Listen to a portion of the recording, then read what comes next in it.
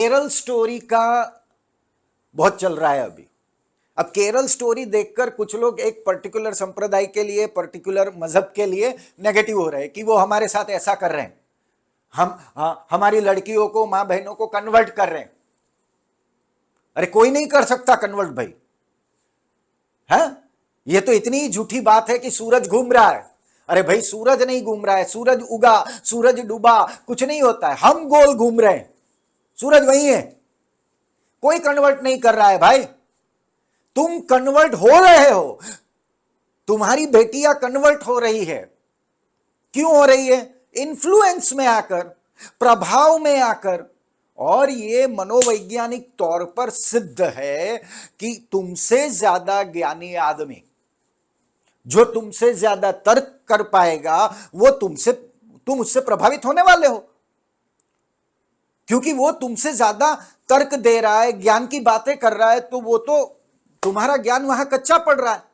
और हम अपने से ज्यादा सुपीरियर अगर कोई है, सामर्थ्यवान है, हमें लगता है, अगर हमें लगता है, वास्तविक है या नहीं वो बात छोड़ दो, अंडरलाइन द वर्ड, वास्तविकता है या नहीं, अंडरलाइन द वर्ड, उसे छोड़ दो।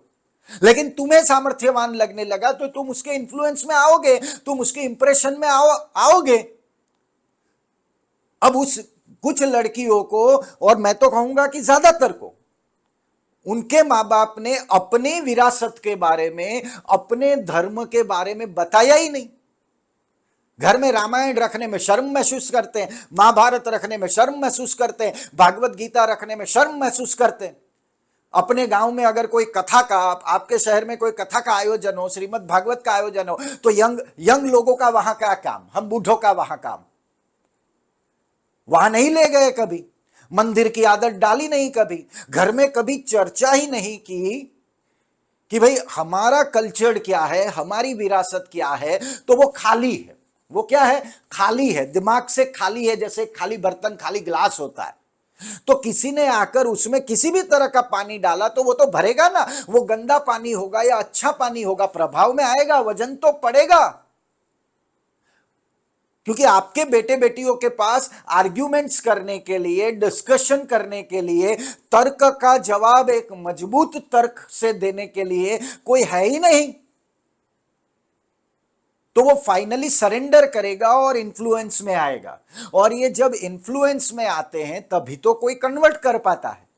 अब मुगलों का जमाना तो रहा नहीं कि कोई तुम्हारे गले पर तलवार रख रहा है और कह रहा है चलो कबूल करो। तुम्हें दिक्कत है मुगलों से कि भाई हमारे पूर्वजों के गले पर तलवार रखकर कबूल करवाया। तो भाई तुम्हारे जो पूर्वज थे, तुम आज हिंदू हो, सनातनी हो, तो उसके चलो वो पूर्वज अच्छे थे, मजबूत थे, उन्होंने नहीं कबूल किया, तो तलवार अलग है।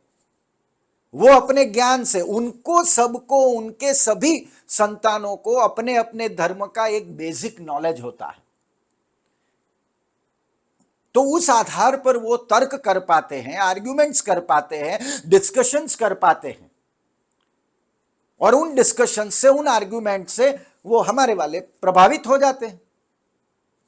तो दोष एक्चुअली हमारा है कि हमने ही अपनी संस्कृति को, हमने ही अपनी विरासत को, भव्य विरासत को, सनातन की विरासत को, सभ्यता को हमने अपने बच्चों को समझाना, सिखाना जरूरी ही नहीं समझा। हमने तो इंटेंशनली उसको दूर रखा। अब जब आपने किसी एक चीज से दूर रखा है तो वो दूसरी चीज की ओर तो जाएगा। सोचना जरा, कड़वा लगेगा, अहंकार से मत सोचना, कड़वा